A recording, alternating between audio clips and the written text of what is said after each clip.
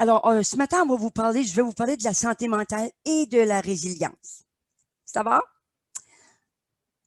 Bon, mon petit cliqueur, il décide de ne plus fonctionner. Alors, si vous me donnez une minute, je vais... Oups! Oups!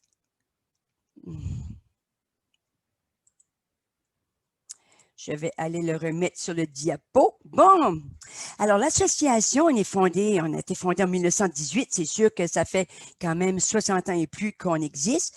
Et en tant que chef de file national et champion de la santé mentale, l'ACSM aide les gens à accéder aux ressources communautaires dont ils ont besoin pour renforcer leur résilience. Alors, on a investi beaucoup d'efforts importants pour sensibiliser le public à la santé mentale, puis afin de faire tomber les préjugés, les mythes, afin que les gens puissent demander de l'aide sans se sentir discriminés. On a desservi plus de 85 000 personnes l'an passé, la CSM. Donc, on est vraiment très proactif dans nos communautés, dans nos régions respectives. Et durant la pandémie a commencé, si ma mémoire est bonne, le 16 de mars. Alors, le 17 au matin, on était déjà en ligne, puis on essayait de voir comment est-ce qu'on allait desservir les gens de nos communautés, puis à travers toute la province. Puis je peux vous dire que je suis tellement fière de mon organisme parce qu'on a pu se tourner sur un dixième, c'est le cas de le dire, et on a tout de suite été proactif en donnant des webinaires en ligne pour continuer à offrir nos services via le Zoom ou le Skype ou peu importe le moyen, mais on a été quand même présent durant la pandémie, puis on l'est toujours aujourd'hui. On fait du télétravail. Par contre, vous voyez que là, je suis entre mon salon puis ma cuisine, si on peut dire. Alors, j'ai dû agrandir ma maison de l'intérieur. Faut dire que c'était un petit peu de stress, mais on s'adapte. L'important, c'est d'avoir justement de la résilience. Alors, c'est pour ça que ce matin, c'est important qu'on parle comment être résilient lorsque la vie nous envoie des changements importants. Nous, on est dans 18 régions du Nouveau-Brunswick. On a des bureaux, si vous voulez, des bureaux chefs, Fredericton, Moncton et Saint-Jean. On est 11 coordonnateurs de programmes comme moi, donc dans tous les milieux ruraux de la province, ainsi que dans les villes de Moncton, Saint-Jean, Fredericton et les environs. On a des programmes provinciaux de soutien par les pairs. Donc, les soutiens par les pairs, c'est des personnes qui ont passé à travers des problèmes de santé mentale ou la maladie mentale, puis eux autres aident les gens à comprendre comment développer leur résilience s'ils ont été diagnostiqués avec un problème de santé mentale. On a des programmes d'emploi dans le comté de Charlotte, puis on a aussi Bounce Back. Là, il n'est pas tout à fait là encore. Là. On l'a mis là, mais il va être actif en janvier seulement. Alors, pour ce qui est de la santé mentale, on dit que une personne sur 5 connaîtra des problèmes de santé mentale, connaîtra des problèmes de santé mentale chaque année. Alors, une personne sur 5. Une personne sur 3 connaîtra un problème de santé mentale au cours de sa vie. Alors, les statistiques le prouvent, hein, avec le stress, avec tout ce qui se passe, les gens, on a peut-être plus de vulnérabilité à la santé mentale. 500 000 Canadiens s'absentent du travail chaque semaine en raison de problèmes de santé mentale. OK? Donc, c'est beaucoup. 30 de toutes les demandes d'invalidité sont liées à la santé mentale. Donc, 70 sont des demandes d'invalidité. OK? Donc, donc 70 sont des demandes d'invalidité. De toutes les demandes qui ont été faites, il y a 70 c'est des demandes pour des problèmes de santé mentale, je devrais dire. Le coût annuel estimé de la maladie mentale, c'est environ de 51 milliards de dollars. Si on compte les soins de santé, perte de productivité, de réduction de la qualité de la vie liée à la santé mentale, puis l'économie canadienne. Alors, c'est phénoménal, hein, comment est-ce que ça peut affecter les gens. Puis ça, c'est quand même les gens qui vont appeler pour dire, ben, un matin, j'ai une grippe, je rentre pas. Puis dans le fond, ce n'est pas une grippe du tout, c'est peut-être un trouble d'anxiété, un trouble de stress. Alors, il y a beaucoup de personnes qui vont ne pas se rendre au travail justement parce qu'ils vivent des choses de plus difficiles. Puis des fois, on est peut-être plus gêné de dire que c'est peut-être un problème relié à notre santé mentale. Moi, je me rappelle qu'à un moment donné, j'ai dit à ma boss, J'ai appelé mon patron, je lui ai dit ce matin, je rentre pas, là, regarde, il y a quelque chose qui s'est passé, puis ma santé mentale, là, elle va pas si bien, je me sens énormément anxieuse puis stressée, puis je vais pas te mentir, j'ai pas mal au cœur, j'ai pas pogné un virus, et je me sens pas bien mentalement. Puis là, ben, elle savait plus, puis je me rappelle, ça fait quand même 35 ans que je suis en service. Ben, dans ce temps-là, là, c'était quand même pas évident. Fait que je me rappelle, je me suis dit, si je travaille en santé mentale, puis je peux même pas reconnaître mes propres symptômes, puis demander à mon employeur de prendre congé parce que je me sens pas bien mentalement, que je me sens peut-être pas, mon mental n'est pas tout à fait à son meilleur, ben, je me disais, si je peux pas le faire dans une job où est-ce qu'on parle de santé mentale, ben, j'ai un problème. Alors, depuis ce temps-là, on nous donne une journée pour notre santé mentale. C'est la journée de notre fête. Alors, c'est vraiment le fun. On a évolué beaucoup. Notre employeur nous donne des bonnes conditions de travail justement pour nous aider. On a des réunions tous les lundis matins pour savoir comment est-ce que le moral des troupes va, nous autres. À tous les lundis matins, on est en ligne. Toute mon équipe, Fredericton, toute à la grandeur de la province, puis on regarde un petit peu comment est-ce que notre morale va, parce que c'est très important. On travaille en santé mentale, il faut être des cordonniers bien chaussés, comme qu'on peut dire par chez nous. Alors, c'est important. On dit que 60 à 80 des visites chez le médecin sont des soins primaires, peuvent être reliés directement au stress. Et j'avais un atelier à un moment donné, un médecin qui disait que selon lui, toutes les maladies sont 100% reliées au stress. Alors, on peut dire que on va donner quand même que ce médecin-là avait probablement raison parce qu'on dit que 80% des visites primaires sont reliées au stress. Mais il y a quand même 5 personnes qui ont une bonne santé mentale puis une bonne résilience. On va s'encourager là-dessus. OK? Parce que plus on se renseigne sur la santé mentale, plus on peut la protéger. Et c'est pour ça qu'il faut se renseigner. Alors, qu'est-ce que la santé mentale? La santé mentale fait partie intégrante de la santé. Elle est aussi importante que notre santé physique parce qu'en fait, il n'y a pas de santé sans santé mentale. Alors, si vous vous cassez une jambe aujourd'hui ou demain ou la semaine prochaine ou vous avez un accident, ben, soyez sûr que même si c'est un problème physique, votre santé mentale va s'en ressentir.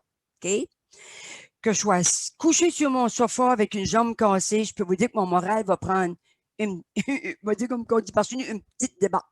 Alors, c'est sûr que ma santé mentale va être affectée. Hein? J'ai pas le goût de rien. Ah, tu sais, ça va pas bien. 6 mois arrêté avec un plâtre. C'est pas évident. Alors, notre morale va être affectée. Alors, il n'y a pas de santé sans la santé mentale. La santé mentale est déterminée par une série de facteurs socio-économiques, biologiques et environnementaux. Il est essentiel pour nous de protéger, de rétablir et de promouvoir la santé et le bien-être, car ils sont en relation étroite avec notre capacité de penser en tant qu'être humain. Alors, il y a des journées que pour moi, et par exemple, là, j'avais un petit peu le stress de la Fredericton, la COVID, les routes, tout ça. Ben, ce matin, je me disais, waouh, ça va demander un petit peu plus d'énergie pour présenter le webinaire ce matin. Mais j'ai tout mis ça de côté. Je me dis, Lucie, tu traverseras la rivière quand tu seras à la rivière. Moi, ça, c'est ma parole magique. Je vais traverser la rivière quand je serai rendu à la rivière. Puis là, les gens m'ont rassuré qu'il n'y a pas de neige à Fredericton. Ça fait que, bon, j'ai un petit stress en moi. Alors, c'était le fun de pouvoir, décortiquer les choses puis vivre le moment présent. Je peux vous dire que je suis à 100% avec vous autres là. Je serai à Fredericton tantôt. Je traverserai la rivière tantôt. Alors, on s'entend là-dessus. Alors, c'est vraiment notre capacité d'être présent, puis de notre capacité de penser, de ressentir nos émotions, d'interagir avec les autres, à gagner sa vie et à en profiter. Alors, la santé mentale, c'est tout ça. Alors, c'est vraiment, vraiment important. Qu'est-ce qui peut influencer notre santé mentale? Ben, c'est sûr que la résilience, c'est savoir se relever après une dure épreuve. Et ça, c'est vraiment, ça s'apprend. Et ça s'apprend au fur et à mesure de notre vie. Puis ce qui est plate à dire, hein, c'est que notre résilience va se développer et être plus forte dans les épreuves. C'est plate, hein? On ne développe pas notre résilience quand on est dans la ouate, là, comme ma mère disait.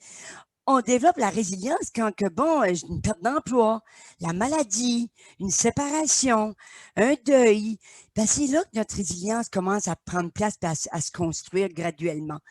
Mais on est toutes capables de la développer quand même. Parce qu'il y a des petites choses dans la vie qui peuvent arriver qui sont moins graves que ça, mais ça demande quand même une certaine forme de résilience. Comme par exemple, être promu à un autre travail. Mais faut que je m'adapte à ce taux de travail-là. Ça peut être une belle expérience, mais ça va me prendre quand même une certaine résilience. C'est-à-dire, bon, ben OK, là, j'ai plus ce travail-là, j'ai un nouvel emploi, ça me demande du stress, ça me demande peut-être de l'anxiété, ça va peut-être me développer tout ça. Mais si j'apprends à dire, bon, OK, Lucie, écoute, là, la résilience, c'est OK, vas-y, ma chère, t'es capable, tu vas te remettre sur tes pieds, c'est une belle aventure.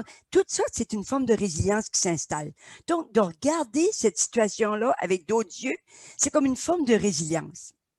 L'équilibre dans la vie. Il est important de trouver un équilibre entre notre vie personnelle et professionnelle, prendre du temps pour nous-mêmes. Moi, je suis consciente, moi, j'ai juste moi puis mon conjoint, mais je suis consciente qu'il y a des mamans puis des papas que pour eux autres, la journée commence à 6 heures le matin à préparer le lunch des enfants, préparer le linge, lever les enfants, leur faire... C'est vraiment un jonglage là, énorme.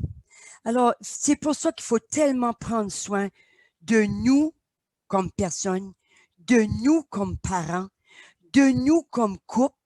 Hein? C'est vraiment, mais vraiment important. Puis, s'il faut se créer une routine, ben ça, c'est encore plus facile de garder notre vie en équilibre. Alors, de déléguer des tâches, tout ça crée cet équilibre-là dont on a tellement besoin pour pouvoir être efficace comme couple, comme parent, comme personne, comme employé, comme employeur. Tout ça, alors, il faut vraiment prendre soin de la personne que nous sommes. Et nous, comme personne, on devrait être la première personne sur la liste de se prendre soin. Parce que si on ne prend pas soin de nous, comme êtres humains, on ne pourra pas prendre soin de notre conjoint, prendre soin de nos enfants, accomplir nos tâches quotidiennes, accomplir notre travail. Il faut qu'on soit la personne la plus importante. Alors, on devrait être la personne la plus importante de notre liste à se prendre soin. Ce qui est malheureux lorsque le stress embarque, c'est là que nous, on devient la dernière personne sur la liste. Alors, on vient à l'inverse parce que le stress prend le dessus et là, on est vraiment en déséquilibre. On ne sait plus où se mettre la tête et là, on se met en bas de notre liste et c'est là que ça cause un peu plus de problèmes dans notre vie. Alors, l'équilibre est important puis on peut le faire si on s'y prend en couple. On s'assoit à la table, on crée une routine le matin, on délègue des tâches, on se fait un plan. Moi, j'appelle ça des plans de match. Ça peut être le fun. Les enfants peuvent aider, peuvent participer. C'est vraiment le fun, mais de créer cet équilibre-là pour tout le monde. Parce que des parents stressés fait des enfants stressés. Alors, il faut qu'on essaie d'équilibrer notre petit monde. Et dans la période que l'on est présentement avec la COVID, ben moi, je dis aux gens, rapetissez votre fenêtre psychologique. Je ne m'inquiète pas de Donald Trump. Je ne m'inquiète pas de ce qui se passe en Europe. Je m'inquiète peut-être de ce qui se passe à la province, je me tiens au courant, mais je garde surtout ma fenêtre réduite à mon monde à moi. Je n'ai pas de contrôle sur le monde extérieur, j'ai juste du contrôle à mon monde à moi. Je ne peux pas changer le monde extérieur, je ne peux plus changer mon monde. Et mon monde, c'est ma maison, ma famille, mes amis, mon travail. Ça, pour le moment, c'est le monde à Lucie Robichaud. Parce que je ne peux pas changer, je n'ai pas de pouvoir sur le monde extérieur, à part que pour le moment, c'est ce que je peux vraiment contrôler. Alors ça me garde aussi en équilibre durant cette période ici. La sensibilisation, prendre conscience qu'on a toute une santé mentale puis il faut la préserver. Faire preuve de compassion, prendre soin de soi, une attitude positive, ça ne veut pas dire de faire l'autruche, ça veut juste dire de regarder les événements malheureux, puis de choisir de voir les possibilités et d'apprendre à grandir à travers ces expériences-là. C'est ça que ça veut dire, une attitude positive. La pleine conscience, vivre le moment présent en utilisant nos 5 sens. On va faire tantôt un petit exercice là-dessus. Santé physique, bien manger, bien dormir, faire de l'exercice. 15 minutes par jour qu'on nous recommande. C'est vraiment pas grand-chose. On peut même marcher sur place s'il fait trop froid ou qu'il neige. On peut marcher sur place dans la maison. ça va faire quand même un peu d'exercice. Surtout qu'on fait du télétravail à la maison. Moi, je prends conscience des fois qu'il faut que je me lève. Je fais une couple de petites steps, là, puis là, je me réassis de nouveau. Puis ça change un peu la dynamique. Aussi, ça change un peu la posture. Les stratégies d'adaptation, ben, c'est sûr qu'il faut qu'on apprend à s'adapter, à développer ces stratégies-là qui nous mènent à des résultats positifs. Moi, je dis toujours aux gens, êtes-vous heureux? La réponse est oui, continuez. Êtes-vous heureux? Non, changeons quelque chose, développons des stratégies qui nous amènent des résultats positifs. Hein? On n'a pas d'équilibre dans notre vie. Qu'est-ce qu'on peut faire pour équilibrer ça? Alors, assoyons-nous, puis allons chercher des personnes, puis notre conjoint, votre conjointe, peu importe, les enfants, pour trouver justement des stratégies qui fonctionnent bien, puis qui nous amènent des résultats positifs. Qu'est-ce que la maladie mentale? Ben, elle est caractérisée par des altérations de la pensée, de l'humeur et du comportement. Alors, la maladie mentale va changer, tout chambarder tout ça, nos humeurs, la façon dont on pense, la façon dont on agit. Et c'est une combinaison, ça peut être une combinaison de ces trois choses-là, associées à un état de détresse et un dysfonctionnement marqué. Les individus ont des périodes où ils sont productifs et les moments où ils sont malades et le fonctionnement n'est pas complet puis est faible. Le plus souvent, il affecte les personnes dans leurs années de travail entre l'âge de 24 à 44 ans. Cependant, il peut affecter n'importe qui. Ça peut apporter des changements de comportement, des changements physiques, des changements dans les sentiments, les changements dans la mémoire et la concentration, juste le stress. Combien de nous autres a dit, j'ai dû former le feu sur mon poêle aujourd'hui, un matin? J'ai dû barrer ma porte? Combien de nous autres, des fois, on n'est pas vraiment concentrés? Hein? On peut avoir des pertes de mémoire. Alors, on a des changements au niveau de notre mémoire si on est stressé. Changement dans le mode de pensée, changement dans l'environnement de la personne. Alors, il y a toutes ces choses-là qui peuvent embarquer lorsqu'on a déjà commencé à avoir des symptômes de maladie mentale. Les facteurs qui peuvent augmenter ou influencer le risque de développer une maladie mentale, on dit les déséquilibres chimiques. Alors, on dit que la chimie du cerveau peut à un moment donné se débalancer. Puis ça peut affecter nos humeurs puis, ou d'autres aspects de la santé mentale.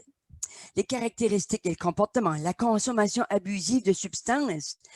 On le sait et c'est prouvé maintenant que si on a des antécédents de maladie mentale dans la famille, donc on a une vulnérabilité au niveau des gènes, hein, parce que soit un de nos parents a une maladie mentale, puis si on consomme des drogues, même la marijuana, hein, on sait qu'on peut déclencher quand même des maladies mentales. Alors, c'est prouvé maintenant, ces choses-là.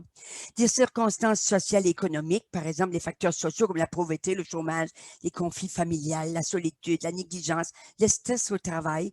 Donc, tout ça, ça peut amener des troubles de santé mentale. Les traumatismes dans la vie, hein, les viols, les abus. On parle aussi dans les cas de traumatisme dans les Premières Nations aussi. On sait que ces personnes-là ont été pas mal éprouvées, malheureusement. L'hérédité, on sait que s'il y a des gènes hein, qui peuvent agir là-dessus. Alors, si on a des parents qui sont... puis, autre maladie peut amener des problèmes de santé mentale. Par exemple, on pense si quelqu'un a un cancer, ben, c'est sûr que ça peut amener une certaine forme de déprime, de dépression, parce qu'il peut y avoir un débalancement aussi d'hormones. La maladie chronique, hein, comme la crise cardiaque. On sait que maintenant, les médecins appellent ça l'hormone de tristesse après une crise cardiaque. Alors, on parle beaucoup que c'est relié aux émotions. Alors, les lésions cérébrales causées par une blessure grave, les expériences traumatisantes, comme les personnes qui ont été, par exemple, à la guerre, qui ont des chocs post-traumatiques. Alors, tout ça peut amener des maladies mentales ou une maladie mentale antérieure qui peut récidiver. Alors, si on regarde un peu le continuum de la santé mentale, ben, vous voyez qu'on a une santé mentale optimale, comme on regarde en haut, ce qui est les flèches, à une santé mentale fragile. Alors, notre santé mentale n'est pas toujours en ligne droite. Ça peut fluctuer, hein? Il y a des journées qu'on veut juste se rouler en boule puis rester dans notre lit. Ça peut arriver, ça. Hein, ça peut arriver à tout le monde. On se sent peut-être débordé au travail, on se sent stressé, on ne sait plus où mettre la tête. On dit là, matin, moi, là, j'ai rien que le goût de me mettre en boule dans mon lit, me coucher sous ma couette, puis broyer. Ben, ça peut arriver. Ça veut dire que notre santé mentale est un petit peu fragilisée ce matin-là. Peut-être qu'il est arrivé un événement au travail. Peut-être qu'on a vécu une chose pénible. Ben, ça peut arriver. Prenez le temps de vous arrêter. Puis si vous avez du temps pour vous, prenez-le. Puis prenez conscience que vous avez peut-être la santé mentale un peu plus fragile ce matin-là. Et si on regarde la ligne horizontale, ben, on a des symptômes légers de maladie mentale, puis on peut aller jusqu'à la décompensation, puis qui peut amener à un symptôme sévère de maladie mentale. OK? Donc, vous voyez qu'il y en a 4 cadrans qui expriment un peu la santé mentale. Alors, on a une santé mentale où on a un épanouissement, tout va bien, mais on peut aussi avoir une décompensation qui amène une fragilité à notre santé mentale, on peut décompenser, puis que ça peut amener des symptômes de maladie mentale sévère. Puis ensuite, ça, mais on peut quand même penser qu'on peut avoir un rétablissement. Parce que même si on a un diagnostic de maladie mentale, on peut très bien avoir une santé mentale optimale, puis être épanoui. Il y a des gens qui pensent que parce qu'ils ont un diagnostic de maladie mentale, que c'est fini leur vie. Non. Si on a un toit sur la tête, de quoi manger, un salaire, une famille, des amis qui les supportent, ils peuvent avoir une qualité de vie, ils peuvent avoir une bonne santé mentale, même s'ils ont un diagnostic de maladie mentale. Alors, moi, j'aime bien souligner le fait parce que souvent, il y a des gens qui vont s'identifier à leur diagnostic. OK? On n'est pas un diagnostic, on a une maladie. OK? Moi, j'ai un problème avec ma glande thyroïde. Ben, on va m'identifier à ça. Là. Vous le voyez, j'ai eu une opération. Bon. C'est sûr que c'est pas joli quand je parle, mais qu'est-ce que vous voulez? C'est sûr que ma vulnérabilité, c'est ma gorge. Alors, je ne vais pas m'identifier à ça. J'ai quand même une très belle vie. Je fais une belle vie. C'est pas, je ne m'arrête pas à que j'ai une partie de ma thyroïde qui est partie. J'ai eu un cancer. Je ne vais pas dire que je suis une cancéreuse. Je ne suis pas ça. Je suis un être humain. Alors, pourquoi on identifie parfois des personnes à dire, ben, c'est un schizophrène? C'est pas un schizophrène. C'est une personne qui vit avec la schizophrénie. Alors, juste le fait de changer des fois notre langage peut même aider les gens à avoir une vie une santé mentale optimale, surtout si on change les préjugés, puis les mythes, puis les tabous qui sont rattachés très souvent à la maladie mentale. Et aussi, ça leur permet d'avoir une plus belle, une plus grande résilience, ces personnes-là. Donc, ils peuvent plus souvent s'en sortir et vivre, avoir une belle vie épanouie aussi. Si on fait omission des tabous puis des préjugés. Alors, comprendre le stress, la réaction de notre corps au changement qui nécessite un ajustement, une réponse physique, émotionnelle ou mentale. C'est ça qui est le stress. Hein? Le stress survient lorsque les pressions, alors le S égale à P, avec la petit signe comme ça veut dire supérieur à R. Ça veut dire que le stress survient lorsque les pressions sont supérieures aux ressources dont nous disposons pour nous adapter à la situation. J'aime beaucoup ça. S égale P supérieur aux ressources. Si mon stress est supérieur, si mon stress est égal aux pressions et supérieur, voyons, mes pressions est supérieure aux ressources, ça veut dire qu'à quelque part, je suis en train de puiser dans mes réserves d'énergie. Alors, c'est important que je ne laisse pas mes pressions dépasser mes ressources, si vous comprenez bien ce que je veux dire. Okay? Et le stress, ben, il faut apprendre à le gérer. L'activité physique est un très bon moyen. Se coucher tôt, bien s'alimenter, c'est essentiel. On sait qu'il y a un stress négatif, on sait qu'il y a un stress positif. Il y a des gens qui aiment bien avoir l'adrénaline, là, puis ça va bien, c'est un stress positif, ça les amène à relever des défis, à être productifs. C'est parfait parce que ça ne dépasse pas leurs ressources. Mais du moment que ces pressions-là, ces exigences-là dépassent les ressources, ça devient un stress nuisible. Et le stress provient de 4 principales sources. L'environnement, les feux de circulation, les bruits, la température, la surpopulation, etc., etc. Le stress social, hein? Les échéanciers, la contradiction, les inquiétudes financières, les pertes d'un être cher. Selon une étude américaine, le plus grand stress qu'une personne peut vivre, c'est la perte d'un conjoint ou de la conjointe. Et ça, c'était une étude américaine qu'on avait. Et les difficultés financières, non seulement ça crée du stress, mais c'est souvent des conflits au niveau du couple. Hein? Alors, on ne se le cachera pas, parfois, ça amène des petits conflits. Le stress physiologique. Alors, la maladie, le manque d'exercice, les accidents, la mauvaise alimentation, lorsqu'on ne dort pas bien. Alors, c'est souvent, ça peut amener des stress physiologiques. Et nos pensées. Donc, le cerveau interprète, lui, et traduit des changements complexes, puis détermine le moment de stimuler l'intervention à l'urgence, fuite ou combat. Hein? Alors, vous savez, cette fuite au combat, fight or flight, là, or fight, voyons, j'oublie mon anglais ce matin. À quoi ressemble le stress? Qu'est-ce que la réponse au stress? Quand le stress devient-il nuisible? Le stress désigne tout simplement notre capacité de s'adapter au changement, aux exigences dans notre vie. C'est ça que la réponse au stress, notre capacité de s'adapter au changement. Lorsqu'on ne vous sentez plus capable de le gérer, c'est là que ça devient trop nuisible. C'est à ce moment-là que ça devient plus qu'un simple malaise. Le stress devient chronique lorsque toutes nos réserves d'énergie s'épuisent et l'énergie nécessaire devient supérieure à ce que le corps est capable de produire. Alors, lorsqu'on n'a plus ces réserves-là d'énergie, ben notre corps ne peut plus en produire assez. Hein, de cette énergie-là. Donc, c'est là que ça devient très, très, très nuisible. Alors, c'est là que notre résilience devrait peut-être se mettre en marche le plus. Qu'est-ce que la résilience? La résilience, c'est le processus qui consiste à s'adapter à l'adversité, au traumatisme, aux tragédies, aux menaces. Alors, c'est d'être capable de reprendre le dessus lorsqu'on a des moments difficiles dans notre vie. Pouvez-vous gérer le stress découlant d'un événement important sans perdre votre objectivité et votre optimisme? C'est ça la résilience. La résilience, c'est vraiment important parce que c'est ça qui nous permet de reprendre notre souffle, de dire, OK, je suis capable de faire face, j'ai l'énergie assez en réserve pour surmonter cette épreuve-là. Hein? Donc, notre résilience, c'est comment que je rebondis après des événements difficiles. Comment est-ce qu'on peut développer la résilience?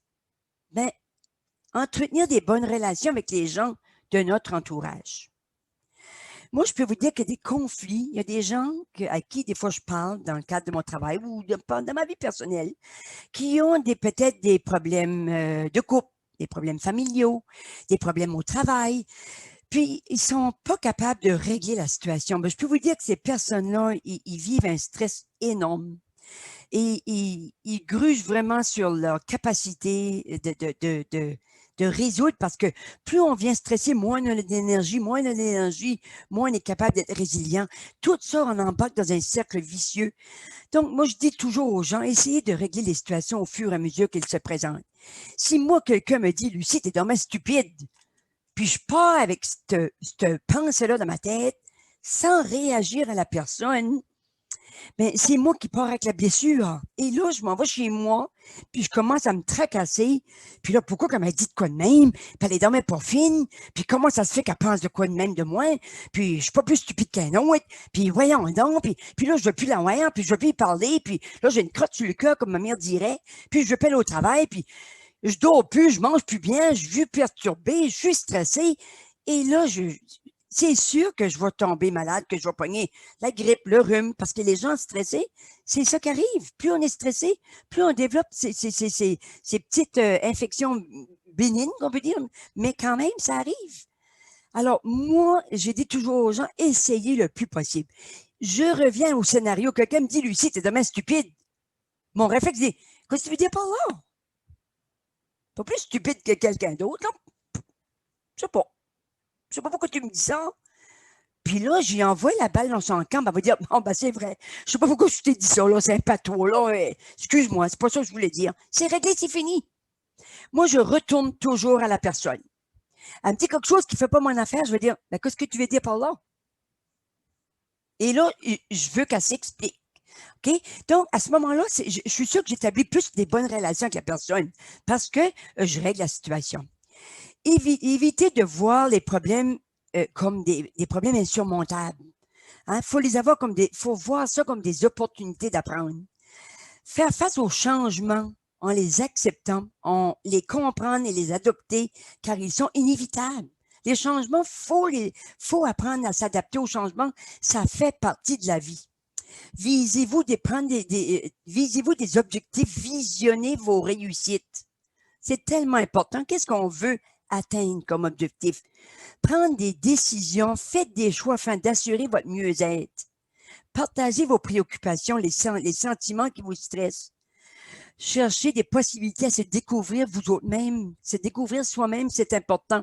Parler à des personnes de confiance si vous avez des préoccupations. Continuez de grandir et d'apprendre sur vous-même. Moi, on apprend tous les jours qui nous sommes. Et on apprend aux gens, en les côtoyant, à comment ils doivent nous traiter.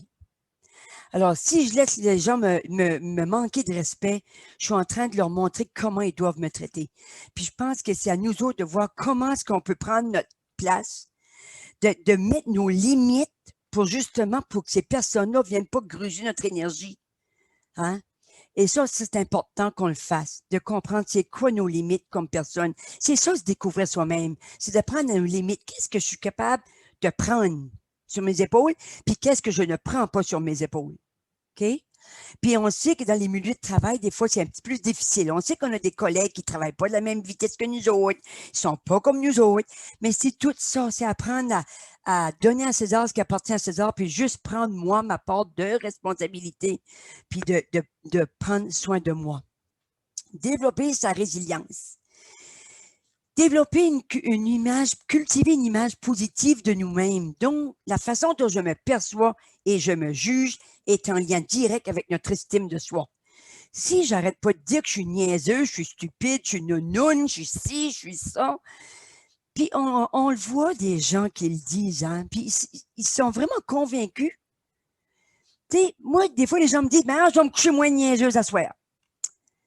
Ben, juste le fait de dire ça, moi, je leur dis, moi, je pense que tu vas te coucher avec plus de connaissances ce soir. Juste le fait de changer ça, une attitude positive avec nous autres mêmes, c'est tellement gratifiant. Ça fait tellement de bien à notre morale, à notre estime de soi. L'image que l'on a de soi, c'est pas l'image que le miroir m'envoie, c'est pas ce que je vois dans la glace, c'est ce que je pense que je suis intérieurement. Trouver ce qu'on a de beau, de bon et de bien chez soi, la crème 3B, on se met ça tous les matins dans notre face, hein? Ce qu'on a de beau, de bon, de bien, développer une image positive de soi, trouver les choses qu'on a de beau, de bon, de bien. Tout le monde a ça. Trouvez-les, prenez le temps de le trouver. Gardez les choses en perspective, gardez l'espoir, faites de l'activité physique, aidez les autres, mais tout en prenant soin de vous, puis en conservant vos limites. Hein, c'est bien beau de donner, donner, donner aux autres, mais quelque part, il faut apprendre aussi à se donner des choses. Se concentrer sur nos forces plutôt que sur nos faiblesses. Hein? Au lieu de toujours dire d'essayer de réparer ce qui ne va pas, on se concentre sur ce qui va bien. Connaître la différence sur ce qu'on peut changer puis ce qu'on ne peut pas changer. Moi, c'est des choses que je mets en pratique parce que je regarde, juste pour le nommer, la face de boucle, là, je regarde les gens qui se préoccupent de... C'est sûr qu'on a toujours un petit regard sur ce qui se passe dans d'autres régions, mais on n'a pas vraiment de pouvoir ce qui se passe aux États-Unis, en France, en Europe, et peu importe ce que c'est. Moi, j'ai mon temps de me concentrer puis de concentrer mon énergie sur ce que je peux changer pour le moment. Parce que si on se laisse trop envahir par ça, ben, on est en train de puiser des fois sur de l'énergie qu'on n'a plus là. Surtout si on a déjà du stress dans nos vies personnelles, ben, essayez de limiter un petit peu les médias sociaux, les nouvelles. Moi, je pense qu'il y a au moins 3 jours, je n'ai pas ouvert la télévision. Quand vous la voyez en arrière, je pense que je suis pas quelqu'un qui va m'attarder. C'est sûr que je prends mes nouvelles, par exemple, sur le COVID pour savoir où on est dans la province, mais c'est important qu'on limite quand même, surtout les médias sociaux, là, pour surtout les sources. Rester centré sur des sources qui sont sûres. Santé publique, Dr. Russell, ce que la province décide, ça, je pense que c'est la meilleure chose à faire. Nous pouvons seulement changer notre réponse aux événements, pas les réponses en soi. On ne peut pas changer les autres, on peut juste changer notre réaction face aux autres. Le mieux-être, c'est important pour se sentir confortable, heureux et en santé. Le mieux-être, qu'est-ce que je peux faire pour me sentir bien? Hein? Avoir une grande satisfaction personnelle, avoir un rôle, une raison d'être dans la vie. Des fois, j'ai dit aux gens, as-tu un but? Non. As-tu des rêves? Non. Mais je trouve ça un petit peu triste parce que c'est ça qui met du piquant dans notre vie. Tu sais, c'est pas obligé d'être allé sur la Lune, le rêve, là. C'est sûr que moi, je rêve d'aller sur la Lune, probablement que je n'irai jamais de ma vie. Mais si je rêve, je ne sais pas, peut-être d'aller en Gaspésie l'été prochain sans avoir à m'isoler pour 14 jours, ben, c'est déjà un petit rêve. Puis si je peux le réaliser, ben, tant mieux. C'est peut-être un petit voyage que je veux faire. Peut-être qu'il y a des gens qui rêvent d'aller dans le sud, là. Ben, peut-être que c'est un rêve qu'on peut peut-être essayer de voir, mais de garder espoir quand même. C'est le fun d'avoir des petits rêves puis des buts. Avoir un rôle, c'est important dans la vie. C'est quoi mon rôle? On a tous un rôle à jouer dans la vie. Moi, je pense qu'on a toute une mission. Puis l'important, c'est de la trouver, notre mission. Qu'est-ce qu'on a à faire? Moi, je pense que quand j'ai accepté un poste en santé mentale, je crois que j'ai découvert ma mission parce que j'adore vraiment mon travail. Même après 35 ans, je vais faire 36 ans au mois de février. Je peux vous dire que j'aime ma job comme la première journée, même si c'est pas toujours facile, je l'aime quand même. Donc, je pense que j'ai trouvé un petit peu ma mission. Je pense que je le souhaite à tout le monde de trouver un peu sa mission. La capacité de gérer le stress et les expériences difficiles, ressentir un sentiment de mieux-être en général. C'est sûr que c'est pas toujours drôle, puis toujours gai, puis toujours le fun. On a des moments qui sont plus pénibles, puis on suis consciente que la COVID a amené des défis à certaines personnes, puis des problèmes. J'en suis très consciente. On a des appels, c'est sûr qu'on essaie de dealer parfois, j'appelle ça la misère humaine, mais ça fait partie de mon travail, puis j'apprends à dealer avec, mais je ne peux pas prendre tout ça sur mes épaules. Je peux juste donner mon 100%, puis j'essaie de faire le mieux que je peux. Les 8 dimensions du mieux-être, c'est sûr physique, environnement, le social, l'intellectuel, le financier, le professionnel, l'émotionnel, puis le spirituel. Tout ça, ça englobe notre mieux-être. Alors, si on peut faire attention un petit peu, là, tu sais, des fois, on dit aux gens comment ça va, ou quelqu'un vous dit comment ça va. Ah, ça va bien. La réponse première qu'on donne, ça va bien. Même si on sait que ça va pas bien, c'est sûr qu'on ne va pas dire ça au premier qui se présente à l'épicerie et qui me dit comment ça va. Je ne vais pas commencer à dire, ben là, sais-tu quoi, là? Ça va pas en tout de matin là, puis je me prends à pleurer. C'est sûr. Mais il y a des personnes à qui on peut le dire. Puis moi, je vous dirais que si vous vous sentez un petit peu fragile émotionnellement, trouvez une personne avec qui vous savez que vous pouvez vous confier. Puis on a tous des gens comme ça dans notre vie. Que ce soit un frère, une sœur, un parent, une marraine, ma tante, mon oncle, un parent, un papa, maman, peu importe.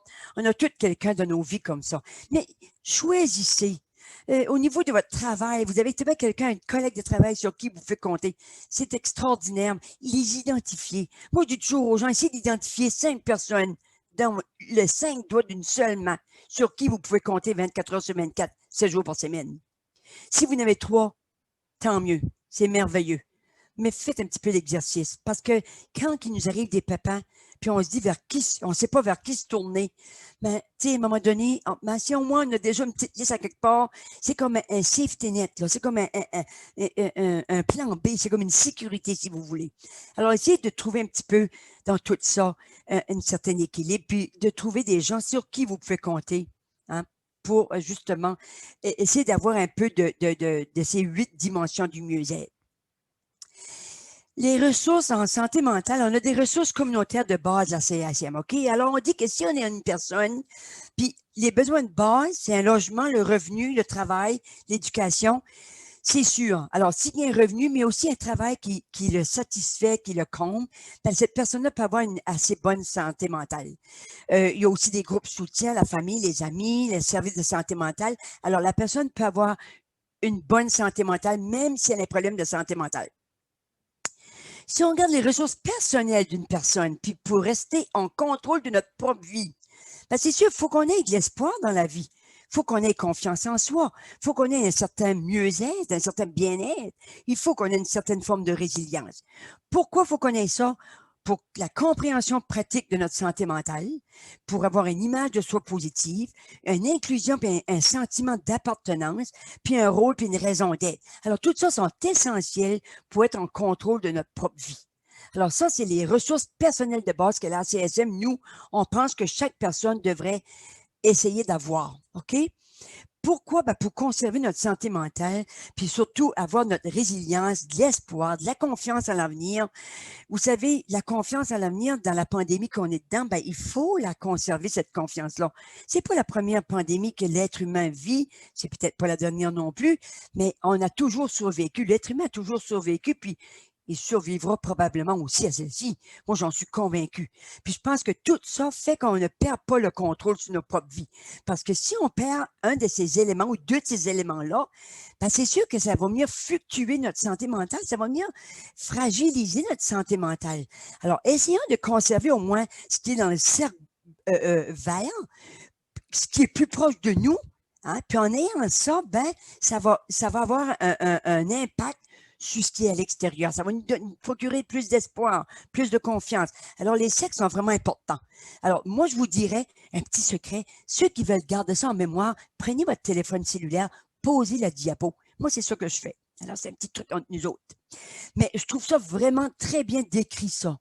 Et si on peut le mettre un petit peu en pratique, mettez-le dans votre bureau, mettez-le dans votre salle de travail pour que les gens comprennent bien qu'on a tous des ressources. Gardez-les pour vous autres aussi, mais c'est sûr qu'on ne peut pas, mais c'est ici comme je vous donnerais c'est comme si je vous donnerais une handout, là.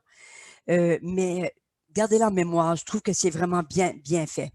Et si on veut vraiment être bien dans la vie, ben c'est sûr que si on prend une combinaison des deux, ressources communautaires et ressources personnelles, ben là, c'est sûr qu'on a l'idéal. Alors, la personne au centre des ressources communautaires, entourée de ressources communautaires, mais aussi une personne entourée de toutes les choses qui peuvent l'amener à garder un contrôle sur sa vie. Alors, lorsqu'on a les deux, ben, on garde un équilibre, puis c'est merveilleux. L'être humain est comme ça. On a des pensées qui amènent des sentiments, puis amènent nos comportements, puis ça va amener des sensations physiques. Alors, c'est juste pour dire que notre santé mentale, tout est relié.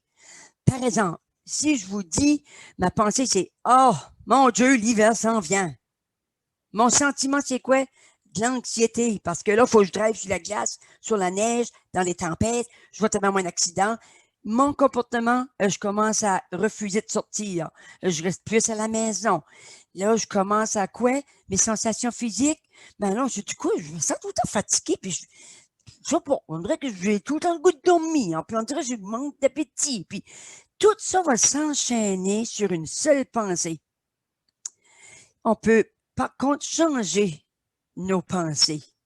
C'est nous autres qui avons le contrôle là. C'est pas facile à faire parce que l'être humain, on a tendance à penser plus négativement que positivement parce que penser positif, ça demande de l'énergie. Puis quand on est stressé, ben on est moins positif, donc on a moins d'énergie, donc on pense un peu plus négatif. Mais les pensées, on peut les changer. Puis on sait qu'il y a au moins 85 de nos pensées, ou 90 si ma mémoire est bonne, de nos pensées qui ne sont pas fondées. OK? Donc, il faut juste faire attention des fois à de la façon dont on pense. OK? Comme là, ce matin, à la Fullerton, ben, c'est un petit peu compliqué pour moi. Mais je pense, j'essaie de penser positif. Je vais voir mes collègues de travail tout en gardant nos distanciations. Vous savez, la distanciation, les physiques, elle n'est pas sociale. Hein? Oubliez jamais ça. Restez en contact avec votre monde. Parce que des fois, les gens disent, ben là, on va penser, il faut que je reste à la maison, on ne peut pas voir personne. Vous pouvez toujours rester en contact avec au téléphone ou les médias sociaux, etc., etc. Alors, regardons comment réagissons-nous au stress. Les réponses au stress, on peut être surexcité, abattu. Alors, les symptômes de surexcité, on a tendance à se mettre en colère, on est agité, on s'enferme dans un état de stress. Alors, c'est toutes des petites choses comme ça qui peuvent arriver. Si on est abattu, on a tendance à être déprimé, replié sur eux-mêmes, puis même distant sous l'effet du stress. Ou on peut figer, hein? Il y a des gens qui sont abattus tout le temps, comme si ils sont sur le neutre. Ils ont le pied sur la brique, puis ça avance plus, ni ça recule, ni ça avance. Ça fait que, tu sais, les gens vont me dire comment ça va? Ben, ça va pas pire. Ben, pas pire, moi, c'est comme si que ça va pas bien. Moi, dans ma tête, à moi, de mon cahier à moi, c'est comme si que ça va pas bien. Mais, en tout cas, on a différentes façons. Ben, si on est surexcité, ben, essayez de trouver des façons de relaxer. De vous calmer, telle la méditation, la respiration. Puis si on est abattu, ben, réagissez par des techniques de relaxation qui vont stimuler, comme le yoga, le tai chi, qui va plus la massothérapie, qui va plus vous stimuler, puis va dynamiser votre système nerveux. Puis si on est figé, ben, le défi consiste à identifier des techniques de relaxation qui offrent la sécurité, et stimuler en même temps afin de redémarrer votre système. Ça va toujours? Alors, la respiration. Alors, vous voyez qu'on a une partie bleue qui s'appelle inspirer, le 4, 7, 8. On inspire pour 4. Je vais retenir ou maintenir pour 7 secondes et je vais expirer pour 8.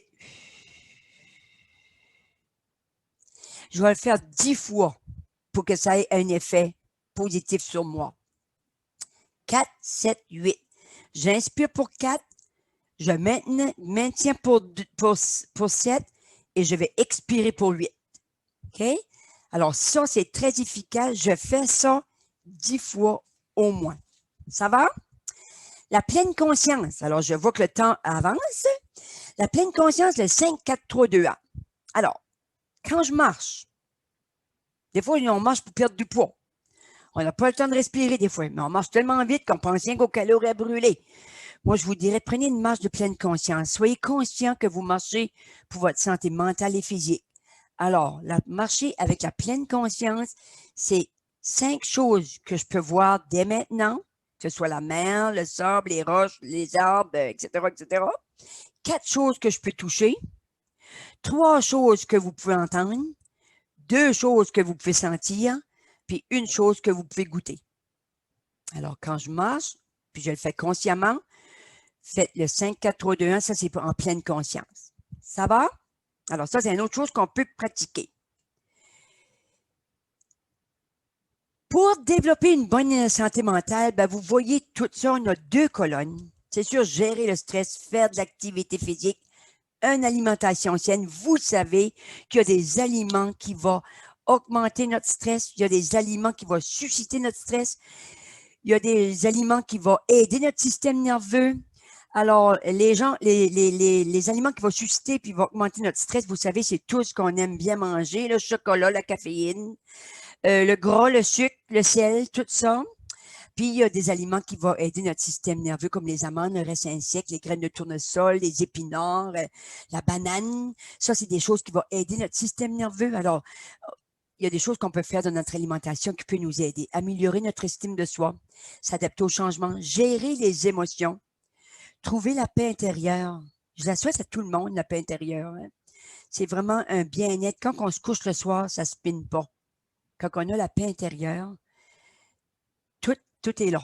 On n'a pas besoin de penser à autre chose. Nous sommes en paix, donc le sommeil vient plus facilement. Dormir suffisamment, la détente, construire des relations positives, développez-vous un réseau solide social, un réseau solide, de soutien solide, je veux dire, oui.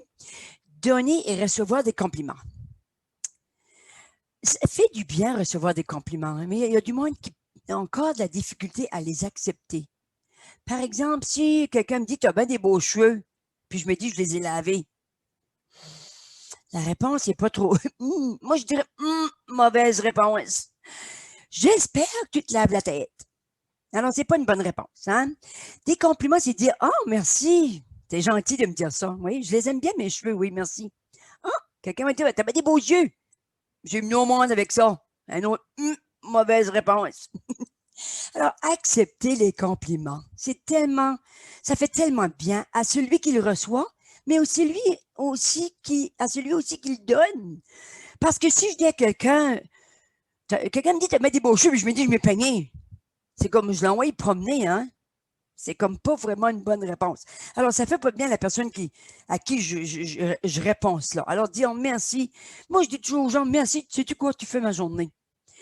Prenez les roses quand ils passent. Parce que des fois, on reçoit rien que le vase, là. Appréciez les roses aussi. Alors, les compliments, c'est bon d'en donner, puis c'est bon aussi d'en recevoir. Ça fait du bien. Impliquez-vous dans votre communauté et en votre soi. On développe un sentiment d'appartenance. C'est là qu'on se crée une raison d'être aussi. Hein? C'est quand on a ce sentiment d'appartenance-là. Alors, plein de choses, peut-être que je mets etc., etc. Peut-être que vous avez, vous autres, d'autres choses à mettre qui vous tient en santé mentale. Merveilleux. Si vous voulez soutenir quelqu'un dans votre travail, dans votre famille, dites-leur que vous avez remarqué que ça va moins bien. Demandez-lui de vous en parler. Dites-moi en plus ce qui se passe. Que pouvons-nous faire ensemble? Tu sais, au lieu de dire, ben là, tu fais pas ta tâche, puis t'es ça. Comment on peut faire ça? Comment on peut régler ça? Puis tendre la main, je suis là pour t'aider. Puis ça, des fois, soutenir les autres. Tu sais, quand je dis je m'aide en aidant, là, c'est vraiment vrai. Parce que moi, dans mon travail, j'en apprends autant que je peux en apprendre aux autres. Puis je trouve qu'en aidant les autres, je m'aide moi également. Donc, des fois, ça fait du bien. Et ça fait aussi qu'on apprend des choses aussi avec les autres, hein, au contact des autres. Trouver de l'aide et y accéder. Il est difficile des fois de trouver de l'aide et y accéder. De nombreuses façons d'obtenir, de recevoir une aide, c'est des amis, de la famille, des lignes de soutien, les médecins généralistes, services de santé mentale, psychothérapeutes, psychologues, psychiatres, services de soutien à la communauté, programmes d'aide aux employés, services de crise, pratiques holistiques, alors les choses alternatives. Vous pouvez m'appeler. Moi, mon travail, c'est de diriger les gens vers les bonnes ressources. Alors, des fois, j'ai des madames qui me disent, je fais une dépression, puis quand j'écoute leur histoire, ils vivent de la violence conjugale et familiale. Donc, à ce moment-là, je ne les envoie pas en santé mentale, je les envoie plutôt voir quelqu'un qui traite de la violence conjugale et familiale afin de les aider puis de les soutenir. Alors, c'est ça qui est mon travail, de trouver l'aide pour la personne, de faire sûr qu'elle frappe à la bonne porte pour pas qu'elle ait à frapper à 10 portes. Mon numéro de téléphone va être sur l'écran tantôt. Je travaille dans la région de la péninsule acadienne et je vais mettre juste mes coordonnées là. Et vous avez mon numéro de téléphone. C'est sûr que je suis en télétravail à la maison, mais si vous me laissez votre nom, votre numéro de téléphone, je retourne les appels le plus tôt possible. Alors, je vais quitter le screen et je vais aller voir les questions. Attendez une minute. Stop sharing. Voilà. Et je vais aller voir les questions. Ils sont dans le chat. OK, on est OK pour le sondage. Alors, vous avez le sondage. Jordan me dit qu'elle l'a mis en ligne. Vous l'avez là. Il devrait être vous pouvez avoir accès à ça. J'ai une question. Remettre mes coordonnées. Oups, OK. Attendez-moi un instant. Share the screen again. Je vous dis que je m'en viens pas mal efficace. Je vais former juste ici tout ceci et je vais remettre, bon, attendez une minute, mon diapo ne veut pas avancer. Voilà, et ça s'en vient, découragez-vous pas. Hey, on s'en vient des pros du Zoom, là. Je suis vraiment fière de moi. Je vous dis que la première webinaire n'était pas vraiment comme celui-ci, hein. J'avais vraiment de la misère. Alors, là, je ne peux pas voir si j'ai d'autres questions. J'ai d'autres questions. J'ai mis les choses là. Alors, je vais fermer ça parce qu'on veut voir mes coordonnées. 336-4932, mon courriel est là. Si vous avez, si on ne peut pas se voir en personne, on peut se parler, on peut se voir sur Skype. Je peux envoyer l'information par la poste. Mon Dieu, moi, je donne des cours en ligne, des webinaires en ligne régulièrement. Toutes nos réunions se passent en ligne. Donc, je suis connectée à plein d'autres ressources. N'hésitez pas, si vous avez des choses que vous voulez parler, discuter, n'hésitez pas. Je vais juste stopper le sharing là, parce que je vais stopper ça. Mon Dieu, là, faut pas, parce que je vois, ça m'a fait plaisir. Puis n'hésitez pas. Puis prenez soin de vous autres. Vous êtes les personnes les plus importantes. Vous êtes importantes pour vous-même. Puis vous êtes importantes pour plein d'autres mondes sans peut-être que vous en preniez conscience. Mais je suis sûre que vous êtes important pour plein de monde. Puis continuez votre beau travail pour ceux, parce que je sais qu'on a plein de monde qui sont à l'ouvrage présentement et qui travaillent. Mais n'inquiétez-vous pas, on va essayer de vous envoyer les lettres. N'oubliez pas de vous envoyer votre courriel si vous voulez la lettre d'appréciation puis d'attestation. Ça va? Merci d'être là avec moi en si grand nombre ce matin. Puis ayez une belle fin de semaine. Bye bye tout le monde.